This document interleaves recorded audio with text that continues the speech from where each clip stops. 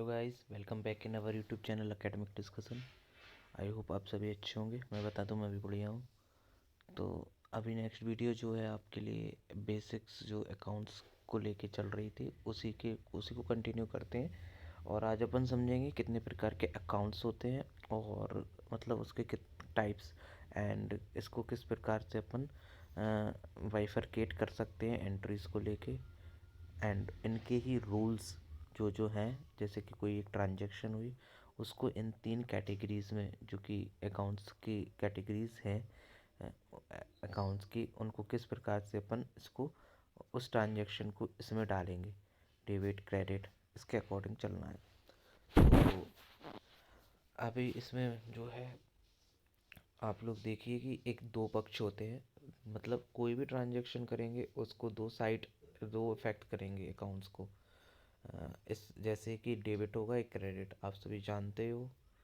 और कि क्या बोलते हैं अपना, वन साइडेड कुछ भी अच्छा नहीं होता है, सभी टू साइड होना बहुत ज़्यादा ज़रूरी होता है, चाहे वो कुछ भी हो।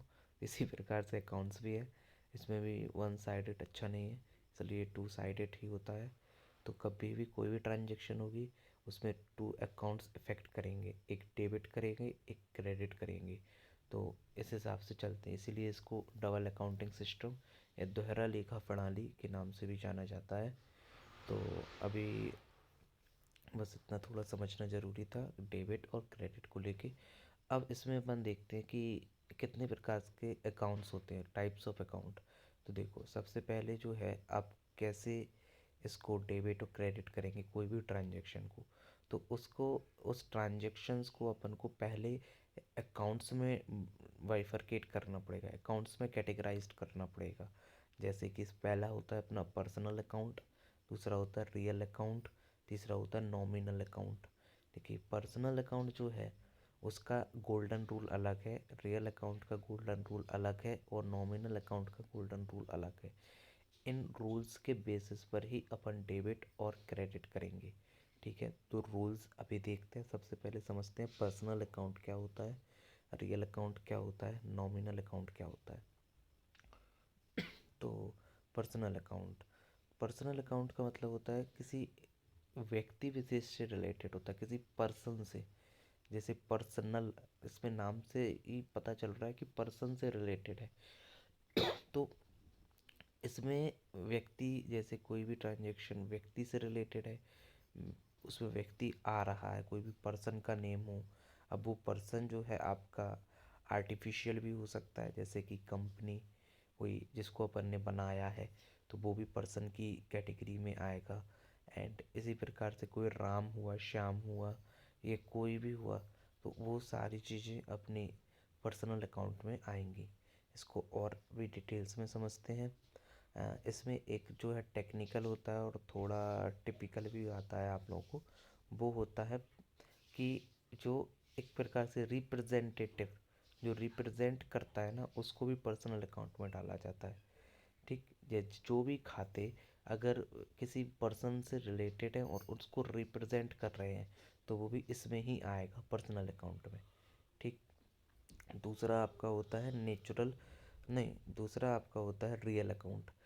तो रियल अकाउंट क्या होता है कि इसमें जो है रियल का मतलब एक्चुअल वाली चीज़ें, वास्तविकता, उसको बोलते हैं रियल अकाउंट।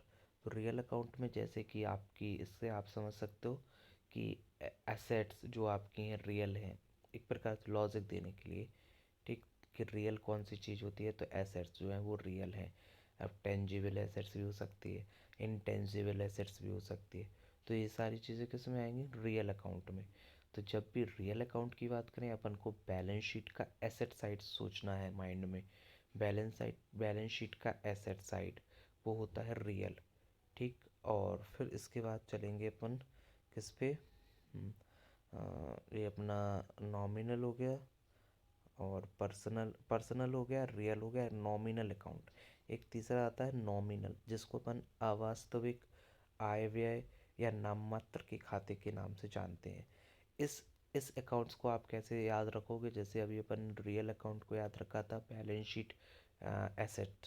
ठीक, इसी प्रकार से अपन को इसको कैसे याद रखना है, नॉमिनल अकाउंट को, नॉमिनल अकाउंट में हमेशा आएगा आपका P&L, जो एक्सपेंस होंगे वो आपके नॉमिनल अकाउंट में आएंगे। ठीक, एक्सपेंसेस होगा या फिर आपकी इनकम होगा, दोनों ही चीज़ P&L में रहते हैं ना। P&L के दो साइड होते हैं, एक आपका एक्सपेंस साइड होता है, एक आपका इनकम साइड होता है। तो इन दोनों की जब भी कोई बात करें, मतलब कोई भी ट्रांजैक्शन होगी, उसमें टू अकाउंट्स इफेक्ट करेंगे। उसमें से कोई भी एक अकाउंट अगर आपको लगता है एक्सपेंस से रिलेटेड है, इनकम से रिलेटेड है, या कोई भी ट्रांजैक्शन जो इनकम है या एक्सपेंस है, तो उससे समझ के अपन इसको कैटेगराइज करेंगे। ठीक है, तो नॉमिनल अकाउंट में क्या आएगा, जब भी कभी आपने देखा यह एक्सपेंस है या यह एक इनकम है, तो अपन डाल देंगे नॉमिनल में। और अगर वह आपकी एसेट्स हुई तो किस में डाल देंगे, रियल अकाउंट में। बस इस चीज़ को याद रखना बहुत ज़्यादा ज़रूरी है। और उसके बाद एक जो मैंने आपको पर्सनल अकाउंट बताया, वो व्यक्ति विशेष से रिलेटेड है, किसी भी पर्सन का। वो आर्टिफिशियल भी हो सकता है और नेचुरल भी हो सकता है। ठीक है, अब इसको डिटेल में चलते हैं अपन। देखो, इसमें लिखा हुआ है व्यक्तिगत खाते या पर्सनल अकाउंट। व्यक्तिगत खाते उन खातों को कहते हैं जिनका संबंध व्यक्तियों, फर्मों, कंपनियों, जो कंपनी वर्ड यूज़ हुआ, फर्म यूज़ हुआ, वो आर्टिफिशियल के लिए है। ठीक, तथा संस्थाओं से होता है। ये खाते तीन प्रकार के होते हैं, एक स्वाभाविक व्यक्तिगत खाता, और दूसरा होता है कृत्रिम, तीसरा होता है प्रतिनिधित्व। देखो, सबसे पहले जो नेचुरल पर्सनल अकाउंट है, उसमें आपका नेचुरल व्यक्ति विशेष ही आएगा, मतलब नेचुरल पर्सन ही आएगा। जैसे कि मैं हुआ, आप हुए, एंड अदर्स थर्ड पर्सन हुआ, तो जो कि दिख सकते हैं या नेचुरल होते हैं, चल फिर रहे हैं अपन, ये सारी चीज़ें। तो ह्यूमन जो है ना, वो कोई रोबोट नहीं, तो वो किस में आएगा, आपका नेचुरल पर्सनल में। ठीक, दूसरा होता है आपका आर्टिफिशियल। आर्टिफिशियल में क्या क्या होता है, इस आर्टिफिशियल में आपकी कंपनी आ गई, आपकी फर्म आ गई, जिसको अपन ने बनाया है। ठीक है, जो कि बना हुआ है, उसको ही तो बोलते हैं आर्टिफिशियल। तो आर्टिफिशियल में आएंगे वो चीज़ें जो कि एक प्रकार से बनाई गई हैं कुछ सब लोगों ने मिलके। तो ऐसे जिसमें आ जाएगा आपका कंपनी, जैसे स्टेट बैंक हुआ, और बीमा हुआ, एंड ABC लिमिटेड, ऐसे कोई भी जो चीज़ फर्म्स चलती हैं, वो सारी चीज़ें किस में आएंगी, आर्टिफिशियल पर्सनल में। ठीक, अब अगला है आपका रिप्रेजेंटेटिव। इसको याद रखना बहुत ज़्यादा ज़रूरी है। इससे कन्फ्यूज़न क्या होता है, एक अपन ने नॉमिनल अकाउंट, अभी अपन पढ़ेंगे इसको नॉमिनल को डिटेल में। तो नॉमिनल में जब अपन एक्सपेंसेस की बात करते हैं, नॉमिनल रियल में अपन एसेट देखते हैं, नॉमिनल में अपन एक्सपेंस एंड इनकम देखते हैं। तो जो ये पर्सनल अकाउंट है ना, पर्सनल अकाउंट में आपका ये आता है रिप्रेजेंटेटिव पर्सनल अकाउंट, जो मैं बात कर रहा हूँ थर्ड वाला। उसमें एक्सपेंस ही रहते हैं, मतलब बट वो एक्सपेंस एक्चुअल वाले नहीं होते। जैसे या तो उनको पे कर दिया बट अभी खर्च हुए नहीं हैं, या फिर उसका एक्सपेंस इनकर हो गया बट पेमेंट नहीं हुआ। तो ये एक प्रकार से एक्चुअल वाले नहीं होते हैं, तो इसको ध्यान रखना होगा। इसके एक्सपेंस एग्जाम्पल भी आपको देख के रखने होंगे। तो उन सबको अपन डालेंगे किस में, पर्सनल में, पर्सनल के रिप्रेजेंटेटिव में। ठीक है, अब रिप्रेजेंटेटिव वर्ड क्यों यूज़ हुआ, क्योंकि ये रिप्रेजेंट कर रहा है किसी व्यक्ति विशेष को। जैसे कि अपन देखते हैं आउटस्टैंडिंग सैलरी, सैलरी से रिलेटेड है ना, तो आउटस्टैंडिंग है, अभी देना बाकी है। ठीक, दूसरा हुआ प्रीपेड सैलरी, पहले से पे कर दी बट अभी उससे उसकी सर्विस नहीं ली, तो ये हो गया प्रीपेड सैलरी।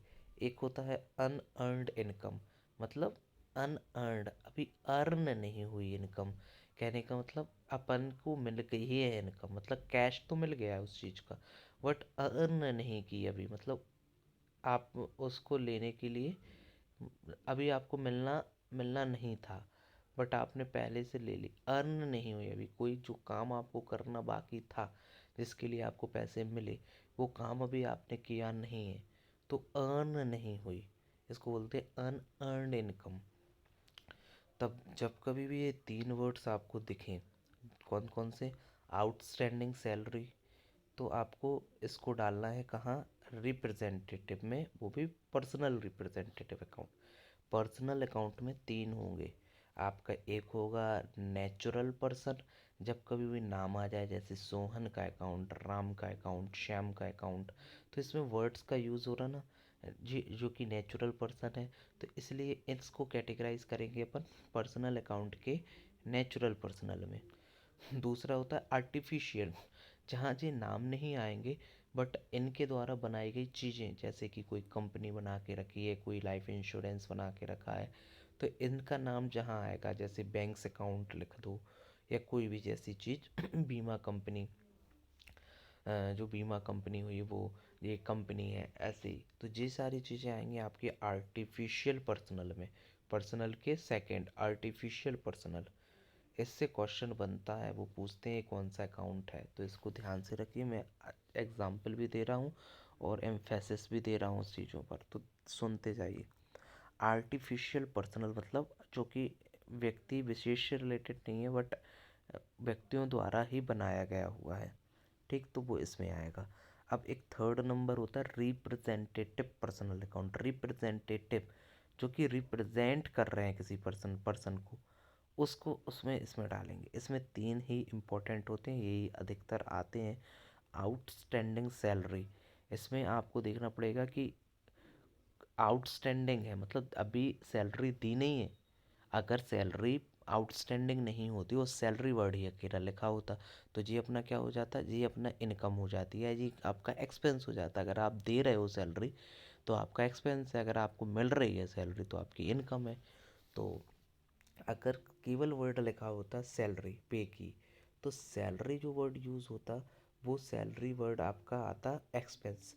और अगर आपका एक्सपेंस या इनकम कोई भी चीज़ आती तो वो कहाँ जाती, आपके मैंने अभी बताया था ना, जो भी एक्सपेंसेस हों उसको अपन नॉमिनल अकाउंट में लेते हैं, तो ये थर्ड वाले में आता नॉमिनल अकाउंट, तब ये आपका पर्सनल में नहीं जाता। लेकिन सैलरी वर्ड के साथ इनने आउटस्टैंडिंग जोड़ दिया या इन्होंने प्रीपेड वर्ड जोड़ दिया, तो इससे क्या हुआ, ये आपका जो है वो बन गया एक रिप्रेजेंटेटिव वाला, ये एक्चुअल नहीं है।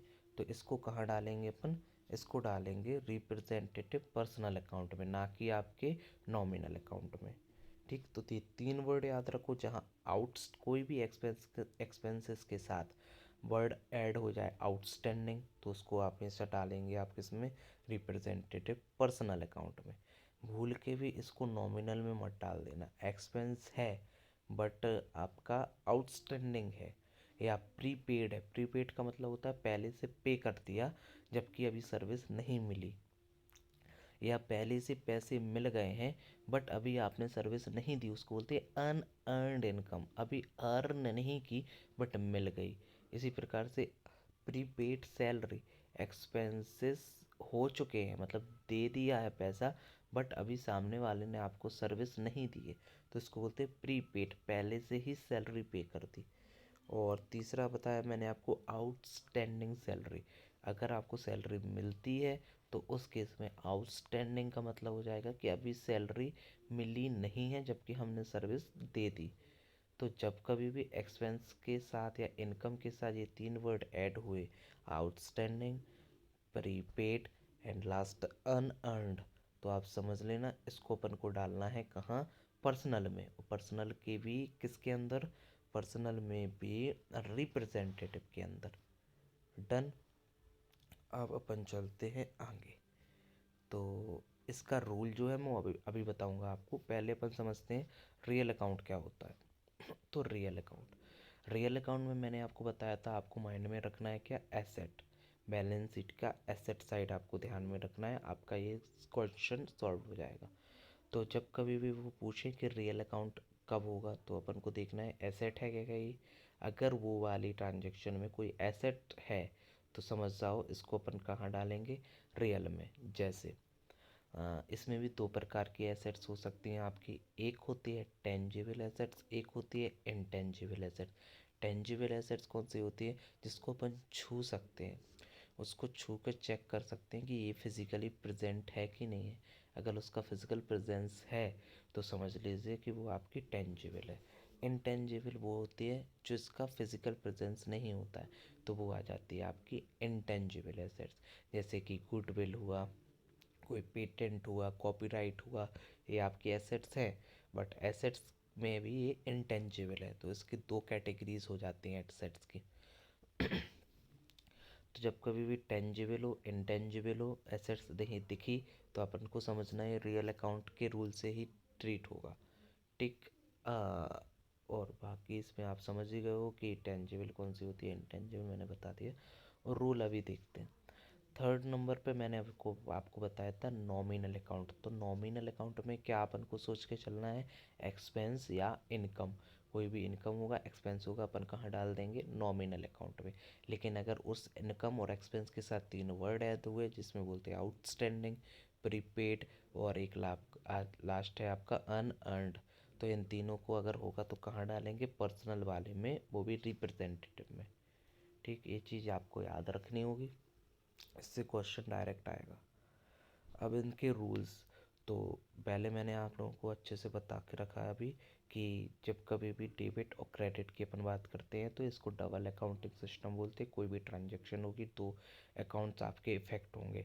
अब वो दो अकाउंट्स कौन कौन से हो सकते हैं वो अपन को समझना है। तीन प्रकार के अकाउंट्स हैं। नंबर एक, पर्सनल, रियल, नॉमिनल। इन तीनों को देखना है कि कोई भी ट्रांजैक्शन में तीन में से कोई दो आएंगे, ठीक है। तो पर्सनल अकाउंट हुआ, रियल अकाउंट हुआ, नॉमिनल अकाउंट हुआ। पर्सनल अकाउंट में आपको बता चुका कौन कौन से होते थे, जिसमें एक होता है आपका नेचुरल पर्सनल अकाउंट, एक होता है आपका रिप्रेजेंटेटिव पर्सनल अकाउंट, एक होता है आर्टिफिशियल पर्सनल अकाउंट। और दूसरी साइड मैंने आपको बताया रियल अकाउंट। जब भी एसेट्स की बात हो तो अपन को रियल अकाउंट मानना है।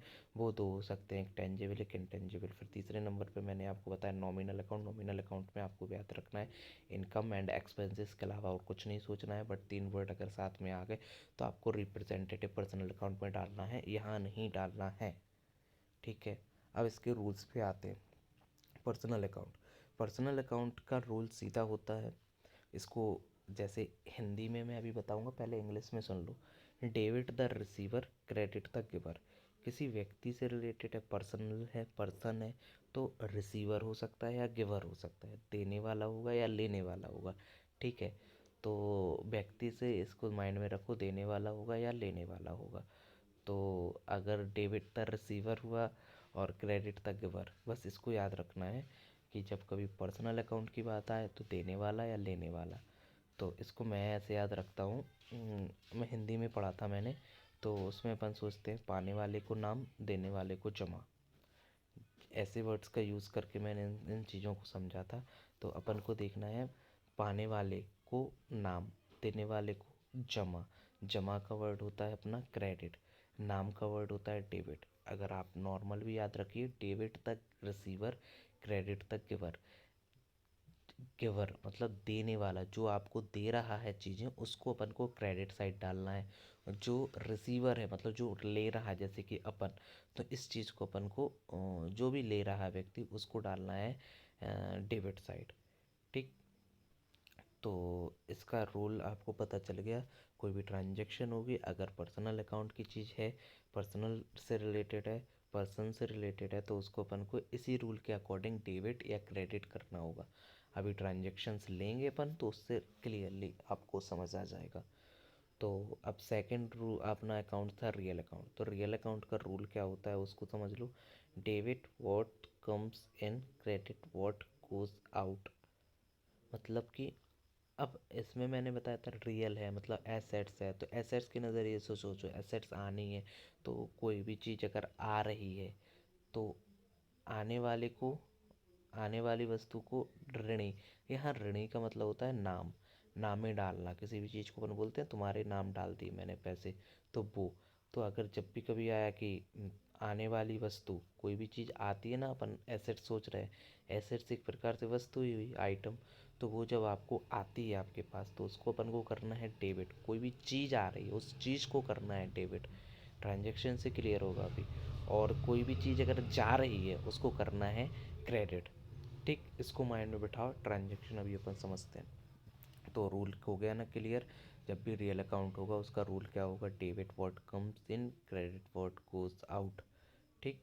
थर्ड है अपना अवास्तविक, या इसको नाम मात्र भी बोलते हैं। तो नॉमिनल अकाउंट की कैसे बात करेंगे, तो नॉमिनल अकाउंट में सीधा सोचना है कोई भी एक्सपेंसेस होगा, इनकम होगा, यहीं जाएगा। एक्सेप्ट 3, उसको मैंने बता रखा है आपको। इसका रूल देख लो डायरेक्टली।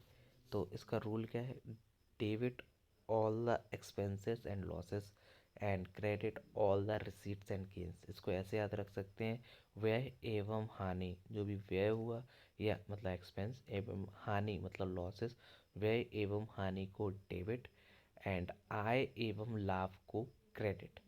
कोई भी चीज़ अपनी क्रेडिट होती है, जैसे अपन बोलते हैं कि मेरे अकाउंट्स में इतने बैंक अकाउंट में इतने पैसे क्रेडिट हो गए, तो क्रेडिट का मतलब क्या होता है कि वो प्रॉफिट हुआ या एक प्रकार से बेनिफिट हुआ आपको, तो वो एक प्रकार से आपकी आय हो गई।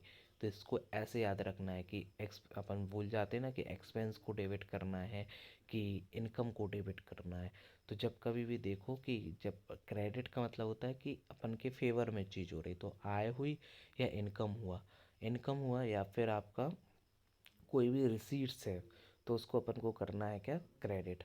और कोई भी चीज़ अपनी एक्सपेंस है तो उसको करना है अपन को डेबिट। अब इसके बाद अपन इसको एंट्रीज पे आएंगे, अगर इन्होंने दे रखी है यहाँ, नहीं तो मैं आपको समझाऊंगा फिर। देखो ये कोई काम की चीज़ नहीं है, सारे जर्नल में बस ये याद रख लो कितने अकाउंट्स होते हैं। अगर कोई बोले तो जर्नल्स में कितने आपको कॉलम्स करने होंगे, तो उसमें 5 होते हैं।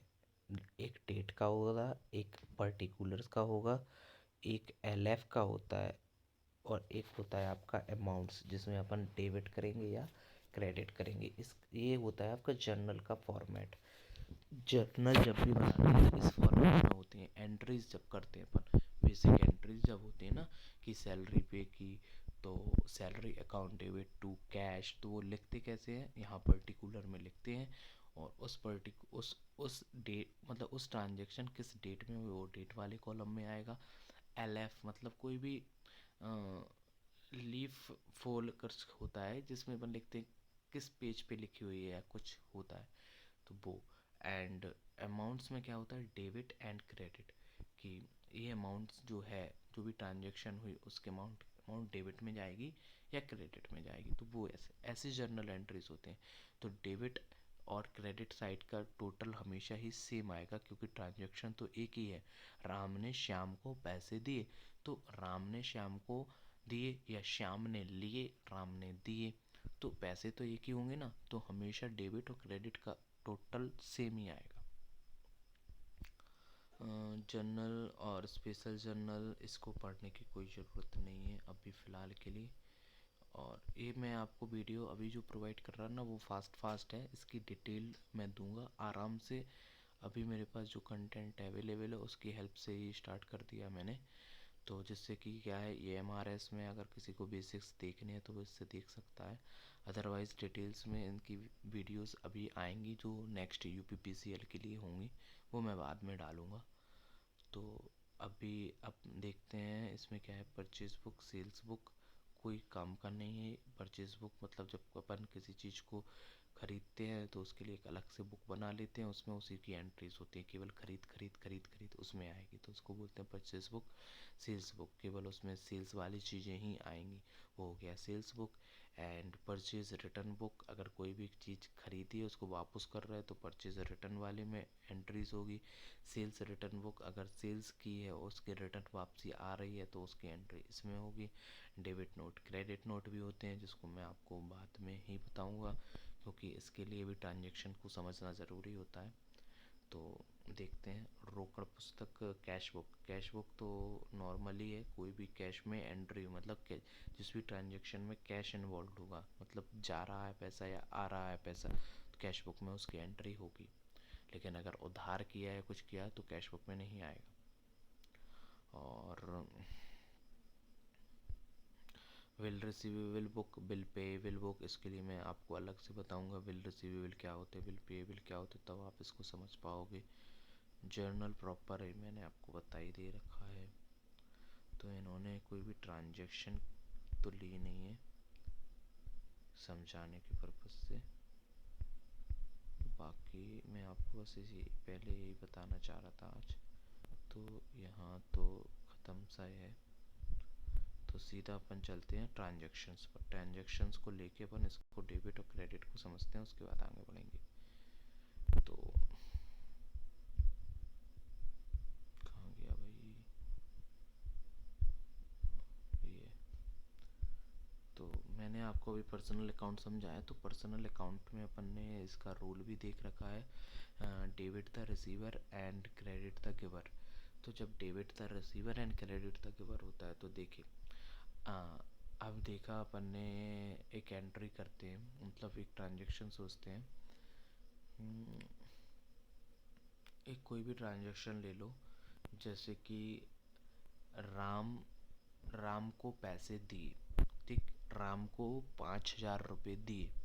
तो इसमें एंट्री क्या होगी? देखो, इसमें दो अकाउंट्स इफेक्ट करने चाहिए कोई भी ट्रांजैक्शन में, तो अपने दो अकाउंट्स इफेक्ट करे होंगे। जैसे कि राम को 5,000 दिए, तो जो राम है एक वो अकाउंट इफेक्ट किया। राम मतलब वर्ड आया किसी व्यक्ति विशेष से रिलेटेड है, मतलब पर्सन का नाम है, तो राम राम अकाउंट्स कहाँ जाएगा? आपका पर्सनल अकाउंट में जाएगा। दूसरा, अपन ने कैश पे किया या कैश दिया, तो राम को कैश दिया तो राम राम पर्सनल में चला गया। कैश कैश मतलब क्या हो गया आपका? एक प्रकार से कोई अमाउंट का पेमेंट हुआ, तो उस कैश को अपन डालेंगे आपका रियल अकाउंट में, ठीक। तो आपका ये हो जाएगा, एक सेकंड रुकना।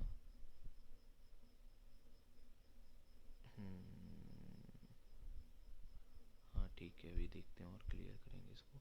तो ये जो है आपका जो कैश पे किया उसको अपन को डालना पड़ेगा कहाँ? रियल अकाउंट में, क्योंकि रियल में क्या आती हैं? एसेट्स, जो कि अपनी कैश क्या हुआ? एसेट्स। तो इसको, तो अब एक ट्रांजैक्शन में दो अकाउंट कौन कौन से? एक पर्सनल अकाउंट इफेक्ट हुआ, राम ने राम को 5,000 दिए तो राम से पर्सनल गया एंड 5,000 दिए मतलब कैश, तो कैश कैश से हो जाएगा अपना रियल अकाउंट।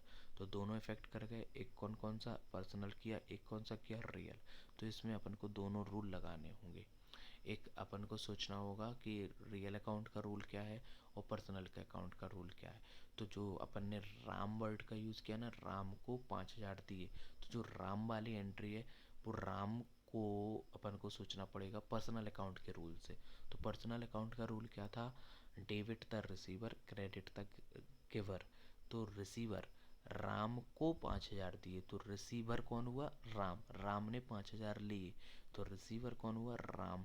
तो यहाँ आएगा डेबिट द रिसीवर एंड, ठीक है। अब यहाँ क्रेडिट द गिवर, देने वाले को कुछ नहीं करेंगे, क्योंकि अपन ने एंट्री क्या सोच के रखी? राम को 5,000 दिए। अब ये नहीं देखा ना किसने दिए किसको दिए, नहीं, तो नॉर्मली लेके चलेंगे राम को 5,000 दिए।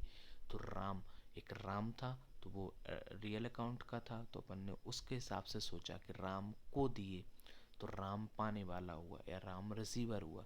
तो रिसीवर की एंट्री कैसे होगी? अपन ने पढ़ा था डेबिट था रिसीवर, रिसीवर को डेबिट करना है। डेबिट का मतलब वो एंट्री करते हैं ना अपन कि Ram account debit to cash. तो जो टू है ना वो क्रेडिट साइड को रिप्रेजेंट करता है, टू वर्ड्स, एंड जो डेबिट ऊपर लिखते हैं अपन वो रिप्रेजेंट करता है डेबिट साइड को। तो अब पहले राम राम को 5,000 दिए, तो राम जो हुआ वो रिसीवर हुआ, ठीक। तो उसको अपन ने, पर्सनल अकाउंट था ही क्योंकि राम वर्ड का यूज़ हो गया था, या आर्टिफिशियल कंपनी को दिए होते तो यहाँ आ जाता, ठीक।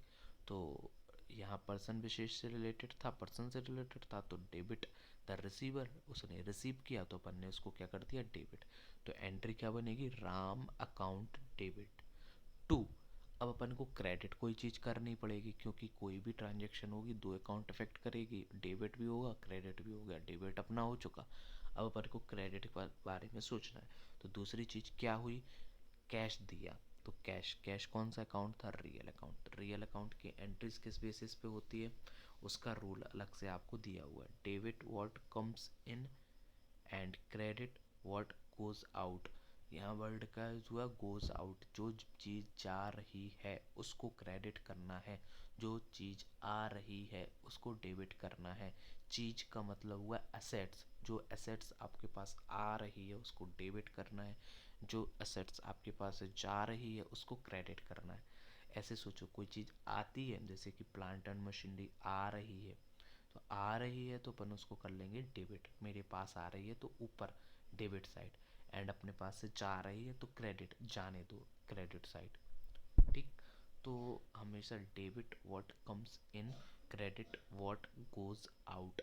आने वाले को नाम, जाने वाले को जमा, जिसने हिंदी में पढ़ना है उसके लिए। आने वाले को, आने वाली वस्तु को नाम, जाने वाली वस्तु को जमा। अब देखो अपना क्या जा रहा था, अपना कैश जा रहा था, जो कि बहुत बुरा होता है, ठीक है, फिर भी जा रहा था।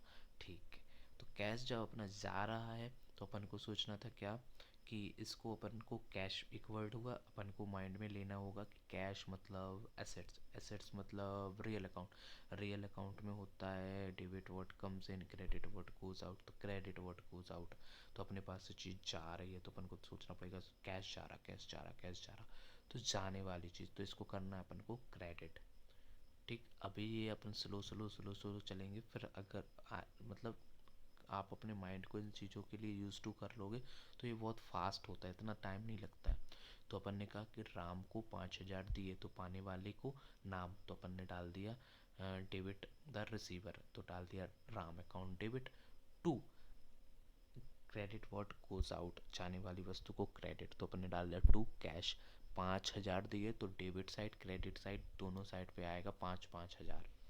तो जर्नल एंट्रीज, मैं सोच रहा हूँ कि आप लोगों को बेसिक्स तो पता होगा कि जर्नल एंट्रीज करने के लिए डेबिट कहाँ होता है, क्रेडिट कहाँ होता है, और अमाउंट्स कहाँ लिखी होती हैं, जो आप मैंने आपको ये बताया था ना। इस फॉर्मेट को याद रखो। ए डेट, यहाँ डेट डलेगी 5,000 रुपये, मान के चलो राम को अपन ने 2 तारीख को दिए या 3 दिसंबर को दिए, मेरे बर्थडे के दिन, ठीक। 5,000 रुपये अपन ने उसको दिए, 3 दिसंबर को एंट्री डालेंगे डेट पे 3 दिसंबर, ठीक। और जो भी होगा ईयर वो पर्टिकुलर्स, इस पर्टिकुलर्स में अपन लिखेंगे डेबिट और क्रेडिट। तो डेबिट कैसे लिखते हैं, सीधा लिखते जाएंगे Ram account debit to, to नीचे आता है टू कैश, ठीक। एल एफ में अपन कुछ नहीं करेंगे अभी, डेबिट और क्रेडिट दोनों ही साइड, ये आपको दिख रहा है ना डेबिट और क्रेडिट, यहाँ दोनों ही साइड एंट्री के सामने 5,000 रुपये लिख देंगे। तो जर्नल एंट्री आपकी ऐसी हो जाएगी उस रूल को फॉलो करते हुए। अब यहाँ पर मैं आपको एक और ट्रांजेक्शन लेता हूँ जिससे कि आपको नॉमिनल का पता चल जाए। तो देख लीजिए, मैंने एक ट्रांजेक्शन की, वो कंपनी ने, कि उसने सैलरी पे की अपनी एम्प्लॉयज़ को, ठीक। तो सैलरी वर्ड का यूज़ हुआ, एम्प्लॉयज़ बहुत सारे हैं, तो सैलरी मैंने कहा था कि एक्सपेंस है, तो एक्सपेंस से रिलेटेड है। तो एक्सपेंस जब कभी भी अपन करते हैं ना, राम को सैलरी पे की, तो राम से मतलब नहीं होता, सैलरी पे की, सैलरी, सैलरी वर्ड को देखो, ठीक। एक इंडिविजुअल व्यक्ति विशेष से रिलेटेड एंट्री नहीं हो रही है अभी, ये एंट्री हो रही है आपकी ओवरऑल, क्योंकि सैलरी तो सभी को देने जानी है, तो सैलरी एक प्रकार से आपका एक्सपेंस है। तो एक्सपेंस हुआ, तो इस एक्सपेंस को अपन सोचेंगे कि क्या बोला था, एक्सपेंस, एक्सपेंस हुआ या इनकम हुई, इन दोनों को कहाँ डालना था, नॉमिनल अकाउंट में। तो इसको आपको माइंड में रखना पड़ेगा कि कहीं एक्सपेंस आया, इनकम आया, तो नॉमिनल अकाउंट इफेक्ट करेगा। अब नॉमिनल अकाउंट जब इफेक्ट कर रहा है तो उसका रूल फॉलो करना होगा अपन को। तो इसमें अपन ने क्या लिया था एंट्री, अपन ने ट्रांजैक्शन ली थी राम को नहीं, मतलब सैलरी पे किया, सैलरी पे की 5,000 की, ठीक। तो सैलरी, जो सैलरी वर्ड यूज़ हुआ उसको अपन को ट्रीट करना होगा नॉमिनल अकाउंट के रूल से। तो नॉमिनल अकाउंट का रूल क्या था, debit all the expenses and losses, जो भी खर्चे होंगे या हानि होगी, आपको एक्सपेंस होगा, लॉस होगा, उसको डेबिट लिखना है। और जो भी आपको इनकम होगी या बेनिफिट होगा, प्रॉफिट होगा, उसको आपको क्रेडिट लिखना है। तो डेबिट किस चीज़ को लिखना है अपन को, यहाँ पर अपन ने कहा था सैलरी पे की, तो सैलरी वर्ड को अपन को लिखना होगा salary account debit to, to side मतलब क्रेडिट साइड, तो क्रेडिट अपन को किस चीज़ को करना है, अपन ने सैलरी पे की, salary account debit to cash, ठीक। तो कैश, फिर कैश ही आया, तो कैश का मैंने आपको बताया था कौन सा होता है, एसेट्स, कैश क्या होती है अपनी एसेट। तो एसेट्स के लिए कौन सा अकाउंट इफेक्ट करेगा, रियल अकाउंट। रियल अकाउंट में क्या बोला गया था कि डेबिट व्हाट गोज आउट, जाने वाली वस्तु को, जाने वाली मतलब कुछ वस्तु या कुछ भी एसेट्स है ना, तो जाने वाली वस्तु को क्रेडिट, तो क्रेडिट फिर हो गया कैश। तो एंट्री क्या होगी, salary account debit to cash. तो ये आपको बेसिक्स थोड़े मतलब कई बार आपको थोड़ा सोचना पड़ेगा, उसके बाद आपको यूज टू हो जाओगे तो बहुत स्मूथली एंट्रीज होती जाएंगी, कुछ सोचने की ज़रूरत नहीं होगी। बट जब एमसीक्यू आता है ना तो उसमें ये पूछते हैं नॉर्मली कि ये कौन सा अकाउंट है, रियल अकाउंट है, नॉमिनल अकाउंट है, या फिर आपका पर्सनल अकाउंट है। वो ऐसे एग्जाम्पल्स आपने देखे होंगे, मतलब जो आप वो करते हो ना प्रैक्टिस, उसमें आपको देखा होगा। तो बस आपको हमेशा ये फॉलो करना है, जब भी कभी आपको ये ध्यान रखना होगा कि कोई ट्रांजैक्शन में पूछ रहा है कौन सा अकाउंट है, तो अकाउंट के लिए तीन ही अकाउंट हो सकते हैं, एक पर्सनल हो सकता है आपका, एक रियल हो सकता है, और एक नॉमिनल हो सकता है। लेकिन पर्सनल में भी अंदर जा सकते हैं तीन, और रियल में नहीं जाएंगे, और आपके नॉमिनल में भी नहीं जाएंगे अंदर। ठीक, केवल पर्सनल के तीन होते हैं। तो अब अभी मैंने आपको एक सैलरी का यूज़ किया था, सैलरी। अब इसी में लिख लो कि सैलरी को सैलरी अपन ने प्रीपेड कर दी, मान लो अभी ईयर एंड नहीं हुआ लेकिन सारी की सारी सैलरी अपन ने एडवांस में दे दी। तो प्रीपेड मतलब पहले से ही पे कर दिया, और उस एम्प्लॉई ने या वर्कर ने अभी उस साल का काम कंप्लीट नहीं किया, और अपन ने स्टार्टिंग में, जैसे मान लो 1 अप्रैल को ही जैसे ही वो आया, उसकी ज्वाइनिंग हुई, और अपन ने सारी की सारी सैलरी फर्स्ट डे ही पे कर दी। तो इसको बोलते हैं प्रीपेड, क्योंकि अभी पूरा काम उसको करना बाकी है, अपन ने पहले से ही उसको पैसे दे दिए। तो प्रीपेड। अब जब मैंने यूज़ किया सैलरी वर्ड भी, मैंने यूज़ किया प्रीपेड वर्ड भी, क्योंकि प्रीपेड सैलरी हो गई, वो थी सैलरी। अगर सैलरी अकेली होती, जैसे सैलरी पे की, अब एडवांस में नहीं पे की, मतलब काम कंप्लीट होने के बाद पे की, तो वो सैलरी वर्ड हुआ अकेला। उस सैलरी वर्ड को देख के आपको डालना पड़ेगा नॉमिनल अकाउंट में। लेकिन जैसे ही उसने लिख दिया आगे आउटस्टैंडिंग, प्रीपेड या अनअर्नड, तो इससे क्या आपको माइंड में मतलब ट्रिगर होना चाहिए कि आउटस्टैंडिंग वर्ड है, मतलब ये घुमाने चाह रहे हैं, मतलब कि पी एंड एल में डलवा देते, बट मैं नहीं डालूंगा। क्यों? क्योंकि मैंने पढ़ा हुआ है कि कहीं आउटस्टैंडिंग वर्ड आए तो उसको अपन को पर्सनल में डालना चाहिए, क्योंकि ये रिप्रेजेंटेटिव है, रिप्रेजेंट कर रहा है किसी चीज़ को, एक्चुअल वाला नहीं है। अगर एक्चुअल वाला होता ना तो अपन इसको एक्सपेंस मान के उसमें डाल देते नॉमिनल में, बट ये रियल नहीं है। ये अपन को बेवकूफ़ बना रहे हैं कि आउटस्टैंडिंग वर्ड को यूज़ करके, और आपका प्रीपेड वर्ड का यूज़ करके, अनअर्नड यूज़ करके। तो इन इस कारण से ये मतलब बेवकूफ़ बना रहे हैं, मतलब रिप्रेजेंट कर रहा है वो चीज़, बट एक्चुअल वाली नहीं है। ठीक, रिप्रेजेंटेशन है, नॉट एक्चुअल। तो इसलिए इस रिप्रेजेंटेशन को अपन डालते हैं कहाँ, पर्सनल रिप्रेजेंटेटिव अकाउंट्स में। ठीक, तो अगर आया सैलरी पे की एडवांस में, तो एंट्री तो वही होगी क्या, सैलरी टू कैश। अब सैलरी के साथ एक वर्ड ऐड हो जाएगा, प्रीपेड सैलरी टू कैश, 5,000 5,000। अब जो प्रीपेड सैलरी है, अब इसको अपन को याद रखना होगा किस अकाउंट के रूल के अकॉर्डिंग, पर्सनल अकाउंट के। अब सोच के चलो, सैलरी में अगर अभी अपन क्या एंट्री डाल रहे थे, सैलरी टू कैश, सैलरी को डेबिट कर रहे थे। अब प्रीपेड सैलरी है तो क्या होगा, देखो सेम ही होगा, अपन रूल लगा लेते हैं। तो प्रीपेड सैलरी, पहले से पे की सैलरी, तो पहले से पे की तो क्या हो गया अपना पर्सनल अकाउंट। पर्सनल अकाउंट का रूल क्या है, debit the receiver, credit the giver. तो अब इसमें अपना सैलरी पे की, तो प्रीपेड सैलरी, तो इसको अपन को डेबिट करना होगा, क्योंकि एज अ रिसीवर चल रहा ना, क्योंकि कैश तो अपने पास से जा रहा, तो टू कैश वो तो क्रेडिट साइड है, डेबिट साइड नहीं है।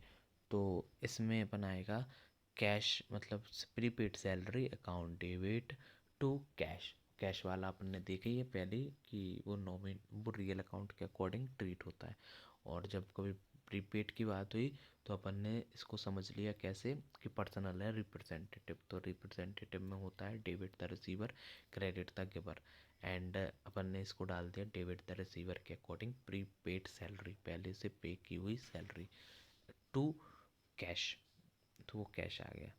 तो बस ये रूल है, कोई भी ट्रांजेक्शन आप करो इसको इसी प्रकार से अपन को सोचना पड़ेगा कि उसमें कौन कौन से दो अकाउंट्स इफ़ेक्ट कर रहे हैं, और जब अफेक्ट कर रहे हैं तो हो सकता है कि एक ही अकाउंट अफेक्ट करे, जैसे कैश भी इफेक्ट कर सकता है, मतलब ऐसा अकाउंट, मतलब ऐसा ज़रूरी नहीं है कि हमेशा दो अकाउंट इफेक्ट करें, कि रियल भी होगा तो उसके साथ नॉमिनल होगा, या नॉमिनल होगा उसके साथ पर्सनल होगा, ऐसा कुछ नहीं है। आपका एक ट्रांजेक्शन में बोलता हूँ, उससे आप समझ जाओगे कि डेटर्स थे अपने, उनका उनसे अपन को पैसे मिल गए, ठीक, डेटर्स से पैसे मिल गए, कोई भी डेटर्स खड़े हुए थे अपनी बैलेंस शीट में, डेटर्स हमेशा एसेट्स होते हैं, क्रेडिटर्स अपनी लायबिलिटी होती है, तो डेटर्स से पैसे मिल गए, पहले मिलने बाकी थे, तो अपन ने उसको एसेट साइड डाला था कि हमें इतना पैसा मिलना है, तो ये अपनी एसेट थी। अब एज डेटर्स से कैश रियलाइज्ड हो गया, ठीक है, कस्टमर से कैश रियलाइज्ड हो गया, जब तक वो कस्टमर से कैश रियलाइज नहीं था वो कस्टमर अपने डेटर्स थे, तो अब कैश जब अपन को रियलाइज्ड हो गया तो इससे अपन को कौन कौन से अकाउंट्स इफेक्ट करे, एक तो कैश रियलाइज्ड हुआ तो कैश आया, तो अपन समझ सकते हैं कि कोई चीज़ आ रही है और एसेट है, तो एसेट्स के केस में अपन रियल अकाउंट का फॉर्मूला लगाएंगे जो रूल होगा। तो रूल में क्या होता है कि कम से न कोई भी चीज़ आ रही है तो उसको डेबिट, तो यहाँ क्या आ रहा है अपने पास कैश, तो कैश अकाउंट डेबिट, तो कैश को अपन ने कर दिया इस रूल के अकॉर्डिंग डेबिट, एंड दूसरी चीज़ क्या जा रही है अपने पास से डेटर्स, क्योंकि डेटर्स तो ख़त्म करने पड़ेंगे ना, अब कैश आ गया तो डेटर्स जाएंगे, तो डेटर्स जब जा रहे हैं तो डेटर्स क्या हुआ, फिर हुई एसेट्स ही, क्योंकि डेटर्स भी तो अपनी एसेट्स हैं, तो डेटर फिर एसेट्स हो गई, तो अब एसेट्स के केस में फिर अपन को वही रूल लगाना पड़ेगा जो कि अपना रियल अकाउंट का है। तो रियल अकाउंट क्या बोलता है अपन से, कोई भी चीज़ जा रही है तो उसको क्या करेंगे, credit, credit what goes out, कौन जा रहा है ऐसे, यहाँ पर डेटर्स जा रहे हैं, तो डेटर्स को कर देंगे क्रेडिट, तो एंट्री क्या हो जाएगी, डेबिट, जो करना है मतलब कि एंट्री सीधी होगी आपकी कैश अकाउंट डेबिट, मतलब कैश आ गया डेटर से, तो कैश अकाउंट डेबिट आ गया टू, जा रहा है क्या, आपका डेटर्स, तो टू डेटर्स, तो एंट्री हो गई cash to debtors, cash account debit to debtors account, तो और सामने अमाउंट आएगी 5,000 5,000। तो यहाँ आपने देखा कि एक ही जो आपका अकाउंट्स है वो भी इफ़ेक्ट करेगा, बट एंट्री आपकी double entry, double accounting system पे ही होगी, मतलब दो बार मतलब डेबिट और क्रेडिट करना होगा आपको, किसी भी ट्रांजेक्शन में दो चीज़ें इफ़ेक्ट करेंगी, दो बार अकाउंट इफ़ेक्ट करेगा, ठीक। तो बस ये था आपका अकाउंट से रिलेटेड वीडियो। अगर इसके अंदर भी आपको थोड़ा और क्लियरिटी चाहिए हो तो मैं बाद में इसको वीडियो डालूँगा अच्छे से डिटेल में विथ नोट्स, तो आप उसको रेफ़र कर लेना, और अभी जिसको जल्दी जल्दी वाला ज़रूरी है तो वो इसको देख सकता है, ठीक है। वही आपको मैंने बता ही दिया, रिप्रेजेंटेटिव वाला ध्यान रखिए, इस पेज का इम्पोर्टेंस बहुत ज़्यादा है, इससे डायरेक्ट क्वेश्चन आएगा, बाकी सारी चीज़ें आलतू फालतू की उनको उससे क्वेश्चन नहीं बनते, तो आपका अगर कोई क्वेश्चन आया अकाउंट से रिलेटेड वो आएगा ही, क्योंकि ये बहुत बेसिक है, इसको पता होना ज़रूरी है, अगर ये नहीं हुआ तो आपकी एंट्री गलत होंगी, एंट्री गलत होंगी तो तलपट ट्रायल बैलेंस गलत बनेगा, ट्रायल बैलेंस गलत बना तो आपके अकाउंट्स गलत बनेंगे, जैसे कि आपका ट्रेडिंग अकाउंट हुआ, P&L अकाउंट हुआ, आपकी बैलेंस शीट गलत बनेगी, बैलेंस शीट गलत बनी तो आपके जो स्टेक होल्डर्स हैं उनको गलत इन्फॉर्मेशन जाएगी, तो इसलिए ट्रांजेक्शन की एंट्रीज जो आपकी जर्नल्स हैं उसको करना बहुत अच्छे से बहुत इम्पोर्टेंट है, तो इसलिए इनको भी समझो, इससे क्वेश्चन बनते ही हैं। अगर इसके अलावा आपको कोई डाउट हो तो आप कमेंट बॉक्स में डाल सकते हो, एंड डिटेल वीडियो के लिए थोड़ा और वेट कर लीजिए। थैंक यू सो मच, जय हिंद दोस्तों।